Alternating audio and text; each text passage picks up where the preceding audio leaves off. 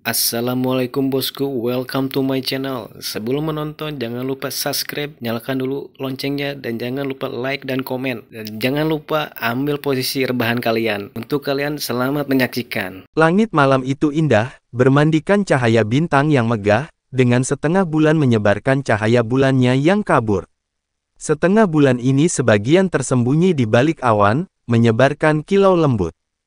Meskipun Long Hao Shen pergi, Keyer masih tetap di dalam hatinya. Kali ini, dia memberi Hao Iwe perintah, bahwa tidak peduli apa, dia tidak akan mengambil setengah langkah lagi dari Keyer. Jika terjadi sesuatu, dia akan segera memanggil kembali Long Hao Shen ke sisi Keyer.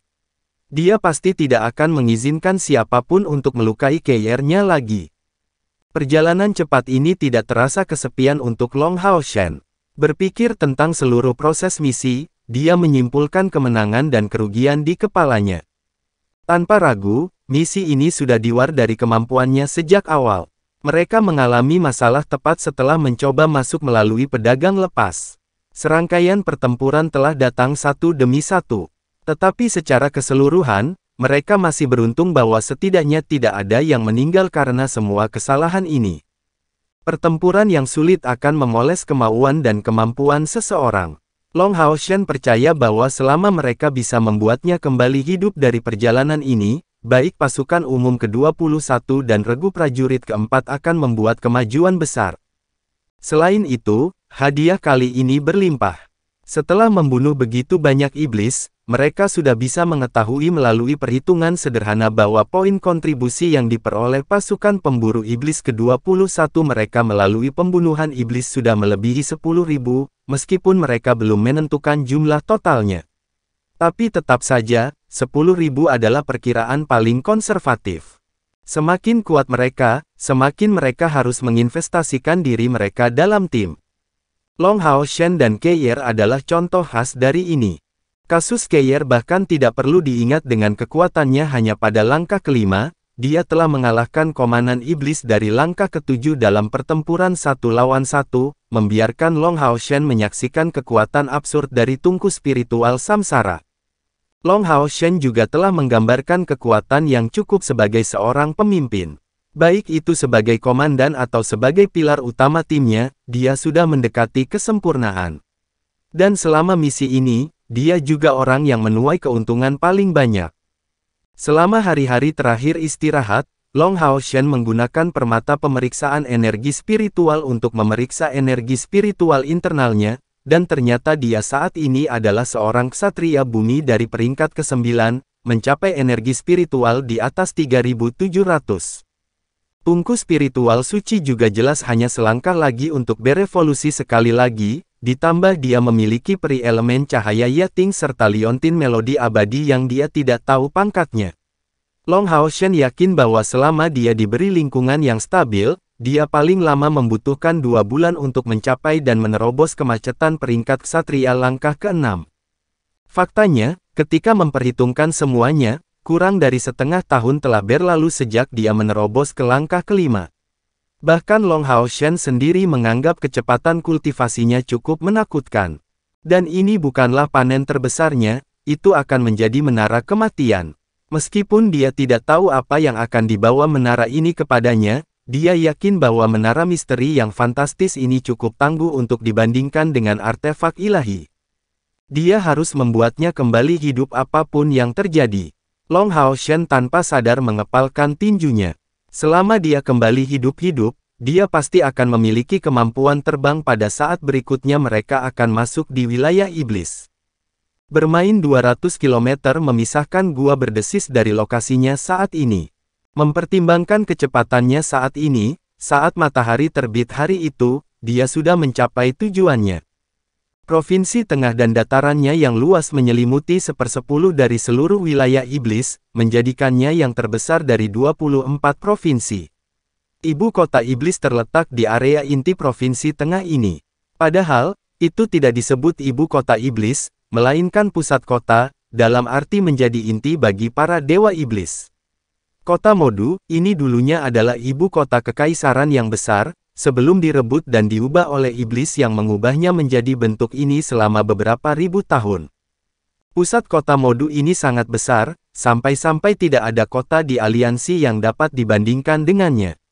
Ukurannya bisa dikatakan 20 kali lipat dari kota pengusir iblis, mengikuti arsitektur berbentuk persegi. Di dalamnya, Istana Kaisar Iblis terletak tepat di pusat-pusat kota, bertindak sebagai bangunan pusat kota. Pilar Dewa Iblis peringkat pertama, milik Kaisar Dewa Iblis Feng Xiu, terletak di Istana Kaisar Iblis ini. Selain Istana Kaisar Iblis, 4 istana lainnya terletak di 4 sudut pusat kota Modu, milik Dewa Iblis kedua, ketiga, keempat dan kelima.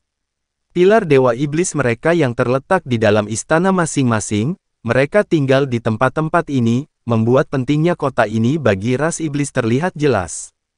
Pada saat kota yang menakutkan ini muncul di hadapan Long Haoshan, hari sudah dimulai, tetapi karena kota besar ini benar-benar gelap gulita, dia tidak dapat melihat jejak siang hari fajar.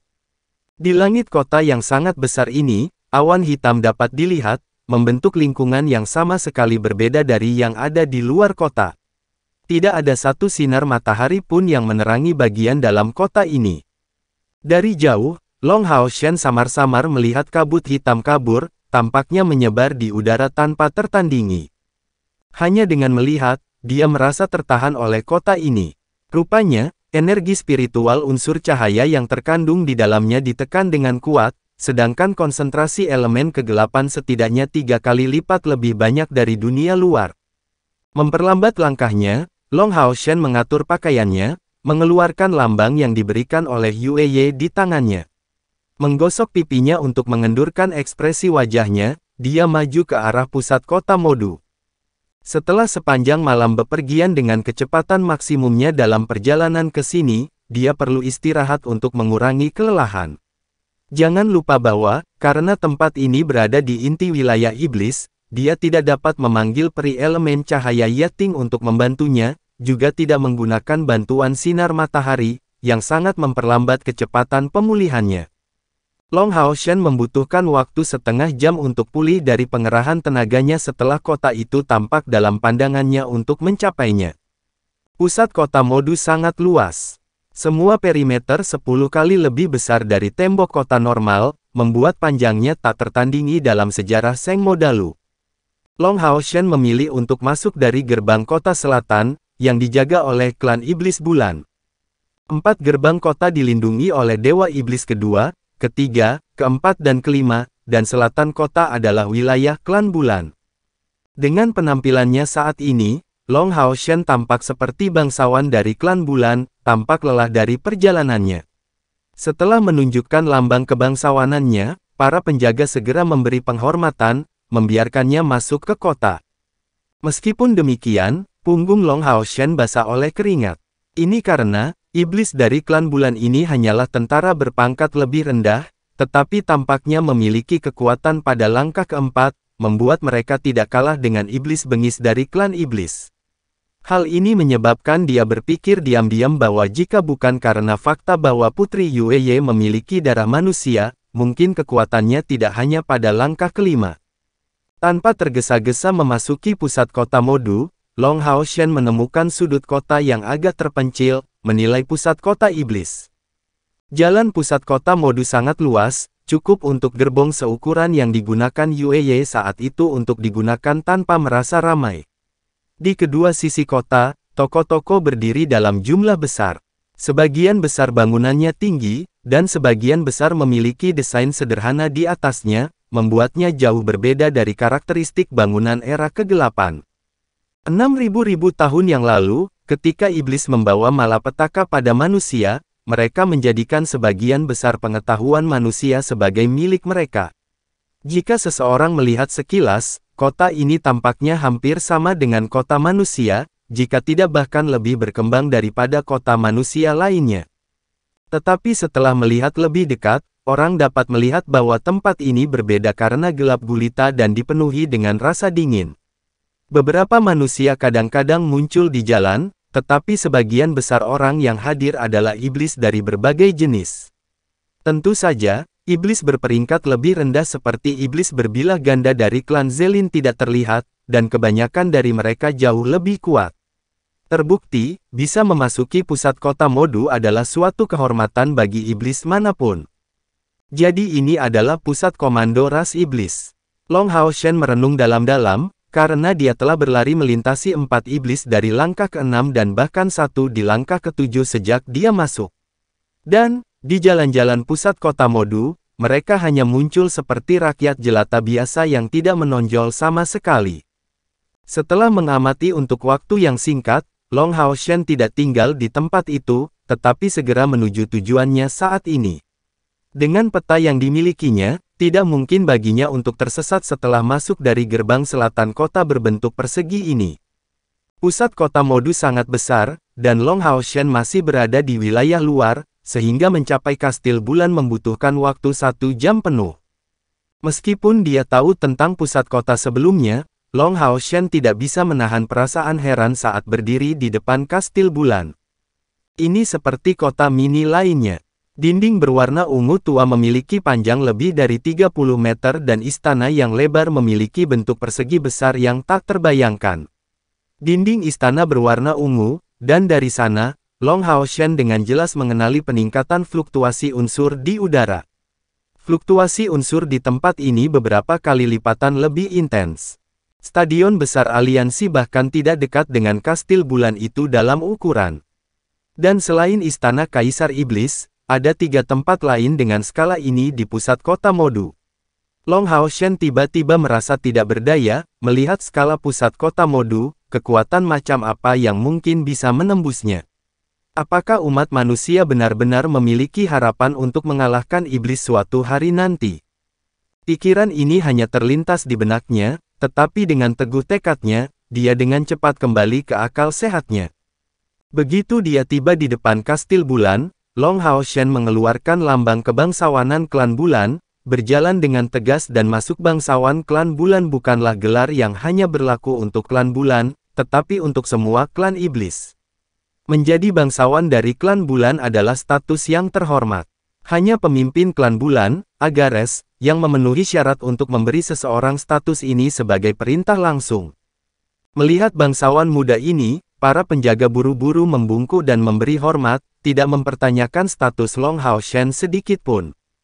Selain lambang ini, wajah mengagumkan Long Hao Shen adalah bukti identitas terbaiknya. Di klan bulan, semakin besar status seseorang, semakin kuat cabang miliknya, dan semakin tampan dia. Dan penampilan Long Hao Shen adalah sesuatu yang bahkan Agares Dewa Iblis Bulan belum tentu cocok. Begitu para penjaga melihat mata ungu dan penampilannya, mereka segera mundur tanpa ragu sedikit pun, bahkan tidak berani melihat lambangnya. Kastil bulan sangat besar, dan Long Hao Shen harus menggunakan peta yang diberikan oleh Yue Ye untuk menemukan jalannya. Pada saat yang sama, dia harus membuat auranya sendiri lenyap sepenuhnya. Dia dengan jelas memahami bahaya tempat ini, dengan Dewa Iblis Bulan menjadi Dewa Iblis terkuat kedua dari 72 dewa, tidak kurang dari selusin iblis dari langkah ke-9 akan hadir di kastil bulan ini. Jika dia diekspos di tempat seperti ini, satu-satunya pilihannya adalah segera pergi melalui hubungan darahnya dengan Hao Yue. Dia tidak bisa tinggal selama 1 detik pun. Penampilannya yang tampan telah menjadi aset terbesarnya, secara mengejutkan menjadi mudah bagi Long Hao Shen untuk maju, semua klan bulan, terlepas dari apakah mereka laki-laki atau perempuan, tua atau muda, kuat atau lemah, tampak sangat hormat, bahkan mengambil inisiatif untuk memberi hormat kepadanya dan mengundangnya untuk berjalan di depan mereka. Meskipun Yue Ye menggambarkannya pentingnya penampilan seseorang untuk klan bulan, Long Hao Shen tidak berpikir itu akan memiliki kegunaan seperti itu.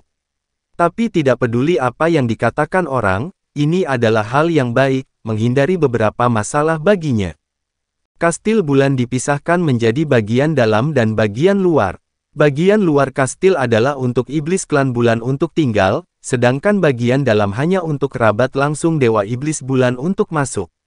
Dibandingkan dengan bagian luar yang sudah luas dan mewah, bagian dalam itu seperti istana. Pada saat Long Hao Shen mencoba masuk di bagian dalam, dia sekali lagi diperiksa. Namun, lambang bangsawannya menunjukkan kegunaan yang baik, karena lambang yang diukir di dalamnya memungkinkannya untuk masuk tanpa kesulitan. Melangkah ke istana bagian dalam, Long Hao Shen tiba-tiba merasa sulit bernapas. Fluktuasi unsur di tempat ini sangat padat, sampai-sampai mencapai tingkat yang kental. Setiap napas yang dia ambil, dia merasa tubuhnya dipenuhi dengan partikel unsur, dengan keras menghadapi energi unsur cahaya di tubuhnya. Perasaan ini benar-benar sulit untuk ditanggung.